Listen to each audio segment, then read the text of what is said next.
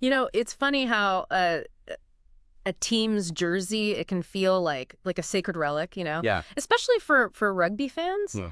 Those who follow the Six Nations Championship, I mean, that feeling runs deep. Yeah. Centuries deep, actually. Centuries, yeah. To be precise.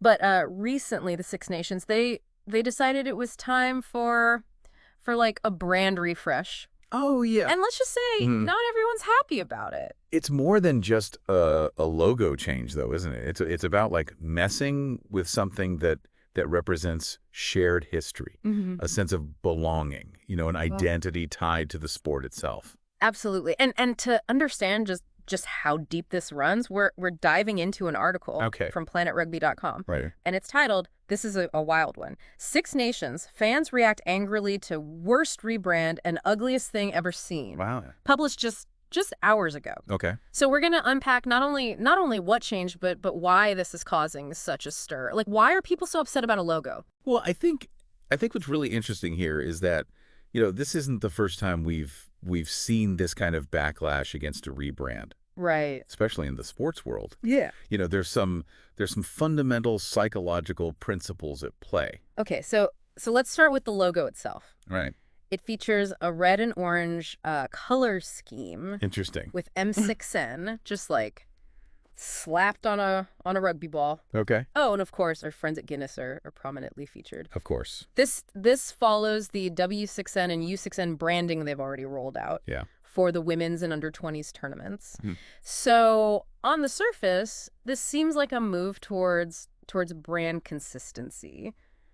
Wouldn't you say? Yeah, striving for a unified visual identity. I mean, you know, across all formats of the tournament makes sense from a marketing perspective, especially in today's digital world. Right. But the execution here seems to have missed the mark, at least according to the fans. And they are not holding back. Oh, really? The article is full of quotes from fans who are absolutely dragging this new logo through the mud. Oh, wow. Did a 9-year-old win a competition to design this? Ouch. If I were Guinness, I'd want my money back. Wow. Absolutely shocking. You guys have done this on Microsoft Paint, haven't you? Oh, man. The negativity it's striking, and it goes beyond simply disliking the design. Right. There's a sense of betrayal in some of these comments. Yeah. Like the organization has disregarded their history and by extension the fans' connection to it. And some are questioning whether the new design even aligns with current trends in sports branding. Yeah. Like, is the M6N shorthand effective? I don't know. Does it resonate with younger audiences, or does it feel dated? Yeah. Like a throwback to the early days of the internet. Remember those awful early 2000s logos? Oh, yeah. That's a great point. Yeah. While simplifying a name can create a catchier, more modern feel, in this case it seems to be backfiring. Yeah. The fans are drawing comparisons to video games from the 90s, and not in a good way. Not in a good way at all. It's like the designers tried to be trendy but ended up stuck in the past. Yeah. But the Six Nations folks, they had an explanation, right? Okay. In their official statement, they said, the rebrand connects heritage with the modern game, emphasizing all the extensive research and consultation they did with fans, players, other stakeholders. They even highlighted the optimism represented by the orange color. So from a marketing perspective, they tick all the boxes. Yeah. But this is where things get really fascinating, because that's clearly not how it's being received. Right. It highlights this gap between intention and perception. You can go through all the right processes, but if the emotional response isn't there, it can all fall apart. And that emotional response seems to be one of anger and alienation. Yeah. One fan even said, "Looks like a logo from a TV show my 4-year-old would watch." Ouch. Ouch. What do you make of that? Well, if we consider the psychology of color, Okay. using orange in a rebrand for a sport steeped in tradition, like rugby, might be a misstep. Okay. Orange is often associated with youthfulness, playfulness, even a bit of irreverence. Yeah. While those qualities might appeal to a newer, younger audience, they clash with the gravitas and history that the Six Nations embodies. So are they trying to attract new fans at the expense of alienating their core audience? Potentially. That seems like a risky strategy. Yeah. Maybe they should have looked at what other sports organizations have done when trying to modernize their image. Yeah. Are there any examples that come to mind? There are plenty of examples, both successful and not so much. Think about how Formula One modernized their logo Right. a few years back, while still maintaining a connection to their racing heritage. They kept the core elements that fans loved, Yeah. but gave it a sleek contemporary update. Right. The key is to strike a balance, Yeah. to evolve without erasing what makes the brand special. Right. And it seems like the Six Nations might have lost sight of that. Let's be honest, they really are taking a beating online. Yeah. This is the ugliest thing I've ever seen. Once again, rugby is massively out of touch with the fan base. It seems like they severely underestimated how much people care about this. It's a classic case of underestimating the emotional connection fans have with a brand. Yeah. Especially one as historically significant as the Six Nations. Right. This isn't just a logo to them. It's a symbol of their own personal connection to the sport, their memories, their community. And it seems like the Six Nations really misjudged how deeply those symbols matter to their fans. Yeah. So let's think about WHY. A logo can evoke such strong emotions. Yeah. What is it about these visual elements that make people feel so connected? It's about belonging. Yeah. You know, these symbols act as a shorthand for a whole set of values, a shared history, a sense of belonging to something larger than yourself. Mm-hmm. So when those symbols are changed, Yeah. it can feel like a personal attack, like someone is trying to erase or rewrite your own personal connection to that history. You're right. Think about it. Jerseys, time colors, Right. even those cheesy fight songs. Yeah. They become ingrained in our memories. And to mess with those is to mess with something very personal. For sure. So in the case of the Six Nations, is this rebranding just a PR nightmare, or could it have a real impact on the sport itself? That's the question, isn't it? Could this actually damage a brand in the long run? Yeah. We've seen it happen before, and the potential consequences are real. Right. You know, decreased viewership, Sure. merchandise sales plummeting, even fans turning away from the sport altogether. Wow. That's a pretty bleak picture. What would you say are the chances of that actually happening? It's impossible to say for sure, but the potential is there. Yeah. Especially if the Six Nations doesn't take steps to address these concerns and repair the damage that's been done. So what can they do? Is it even possible to salvage this situation, or have they completely alienated their core fan base? They definitely have an uphill battle ahead of them. Yeah. But it's not impossible. There are steps they can take to try and win back the trust and loyalty of their fans. Let's dive into those possible solutions and explore what the future might hold for the Six Nations after this PR disaster. Stay with us. Welcome back. We've been kind of dissecting this Six Nations rebranding, and let's be honest, it's not looking good. Yeah. But is there a way out of this mess? Well, let's look at it this way. The fact that there's this much passion, even if it's negative right now, Right. shows how much the Six Nations truly means to people. Yeah. That's something they can work with. You're saying that this level of engagement, even anger, is better than apathy. I think so. Yeah. That's an interesting take. Most organizations would be terrified of this kind of backlash. They should be concerned, absolutely. Yeah. But they can also see it as an opportunity to engage with their fan base in a more meaningful way. Okay. This is a chance to show that they're listening, that they understand why people are upset, Right. and that they're willing to take steps to make things right. So damage control time. What would that even look like? What concrete actions can they take to win back the fans? The first step is acknowledging the problem. Okay. A genuine, heartfelt apology goes a long way. Yeah. They need to admit that they messed up, Yeah. that they misjudged how deeply this rebranding would impact the fans. Right. And it needs to come from a place of sincerity. Yeah. Not just a PR move. And then what? Are we talking about scrapping the new logo entirely? Yeah. Going back to the drawing board. That's a possibility, but it's a tricky one. Yeah. Completely reversing course Right. could be seen as a sign of weakness. Yeah. And it might not even satisfy the fans. They need to find a way to balance their desire for modernization with the need to respect the heritage and traditions that make the Six Nations so special.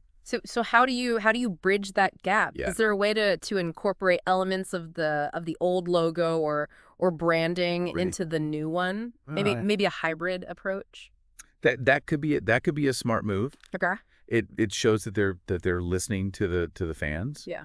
And that they're willing to compromise. Right. They could even involve the fans in the redesign process, creating a sense of ownership and collaboration. I like that. Yeah. Turn this whole debacle into a community project. Let the fans have a voice. Yeah. Make them feel like they're part of the solution. Exactly. It's a chance to turn a negative into a positive. Yeah. To build a stronger bond between the organization and its fan base. Okay, so let's say they managed to smooth things over with the fans.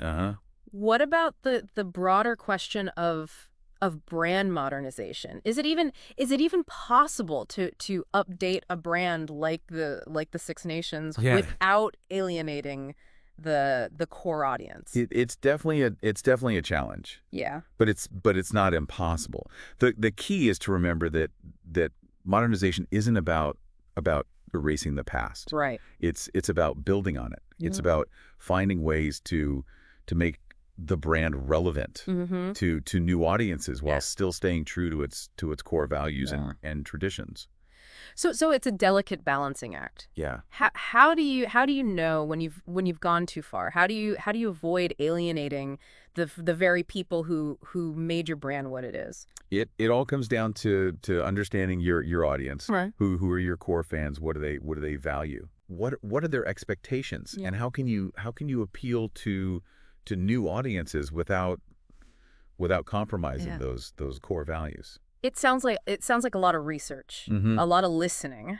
Yeah. And a whole lot of trial and error. Absolutely. There's no one size fits all solution. Right. Every brand is different. Every audience is different. Right. The key is to be flexible. To be willing to adapt and to always put the needs of your fans first.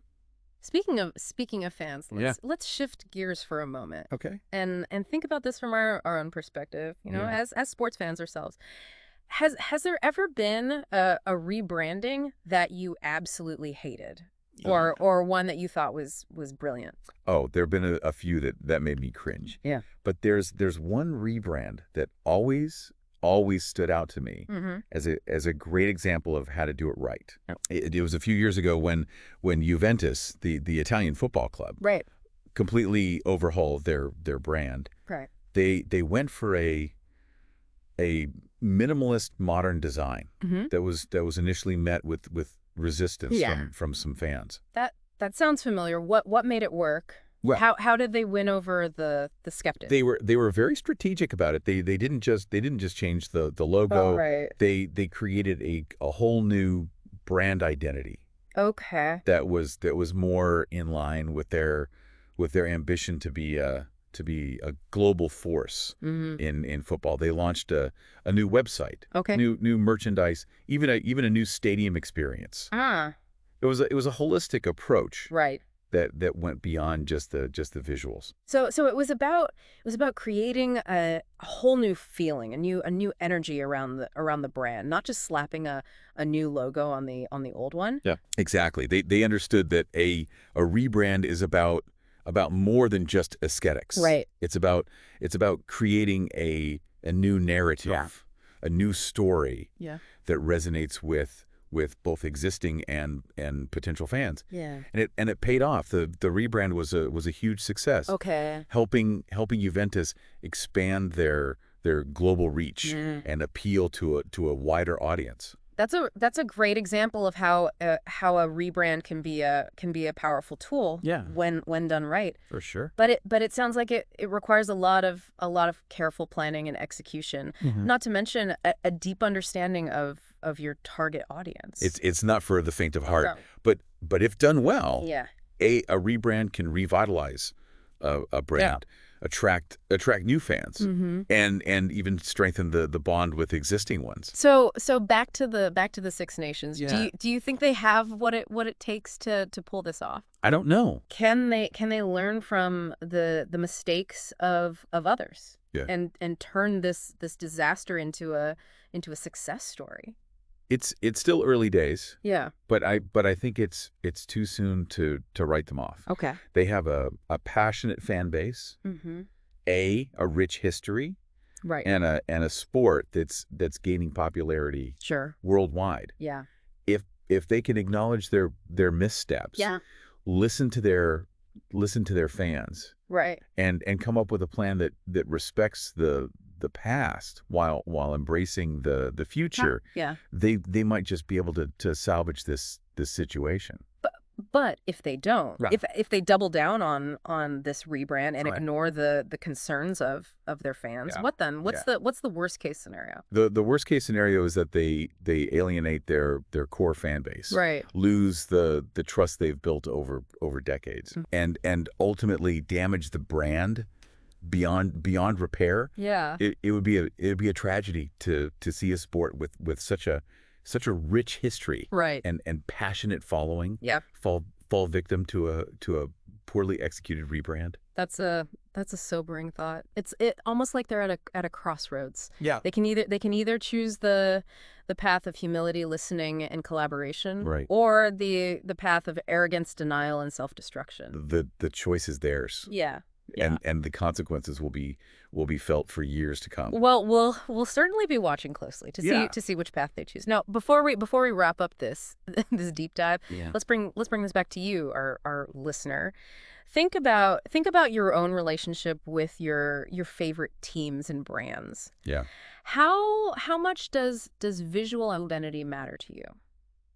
Would a rebrand ever change your loyalty, or is it more about the deeper connection you have with the sport, the team, the history? We'd love to hear your thoughts. Join the conversation online and share your own experiences with rebranding hits and misses. We've been talking about the Six Nations rebranding and how fans are reacting, but this whole situation has me thinking about something bigger, Yeah. Like, why do we as sports fans care so much about these visual elements? I mean, it's just a logo, right? It goes way deeper than that. Yeah. These symbols, the logos, the colors, the jerseys, they become woven into the fabric of our memories and experiences as fans. You're right. I mean, I still have my dad's old baseball cap from his favorite team. Yeah. It's faded and worn, but it's more than just a hat to me. Right. It's a connection to him, to our shared love of the game, to a specific time in my life. Exactly. And when an organization decides to change those symbols, it can feel like they're messing with those memories, those emotions, that sense of shared history. It's no wonder people get upset. And in the case of the Six Nations, we're talking about a tournament with a history that spans over a century. Generations of fans have grown up with those iconic images, and now they're being asked to embrace something completely different. It's a big ask. It's a reminder that branding is about so much more than just aesthetics. Right. It's about storytelling, about connecting with people on an emotional level, about creating a sense of belonging and shared identity. Right. And when you get it wrong, it can have a ripple effect that extends far beyond the the boardroom. We've seen that firsthand with the Six Nations. Great. But let's zoom out even further for a moment. Okay. What does this whole saga tell us about the state of sports branding in today's world? It highlights the challenges that sports organizations face in trying to stay relevant in a constantly evolving, media landscape. Yeah. They're trying to appeal to younger audiences, to grow their global reach, to adapt to the digital age. And sometimes that means making changes that alienate their core fan base. It's a tough balancing act. How do you modernize without losing sight of what made your brand special Right. in the first place? I think that the key is to remember that modernization doesn't have to mean a complete break from the past. Right. It's about evolution, not revolution. Yeah. It's about finding ways to honor the heritage and traditions while still finding ways to connect with new audiences. So it's about understanding what elements of your brand are truly sacred. What resonates most deeply with your fans. Exactly. And then finding ways to preserve those elements while updating the rest. It's about finding that sweet spot where tradition meets innovation. Exactly. And it's about involving the fans in the process. Yeah. Make them feel like they're part of the journey, not just passive observers. Because ultimately they're the ones who will decide whether a rebrand succeeds or fails. They're the ones who will determine the future of the sport. That's right. The fans are the heart and soul of any sport. Yeah. And their voices need to be heard. Organizations that ignore that do so at their own peril. So what's the takeaway for you, the listener? What can you do to ensure that your favorite teams and organizations don't fall into the same trap as the Six Nations? Be vocal. Yeah. Engage with the brands you love. Let them know what matters to you. Right. Share your thoughts, your ideas, your concerns.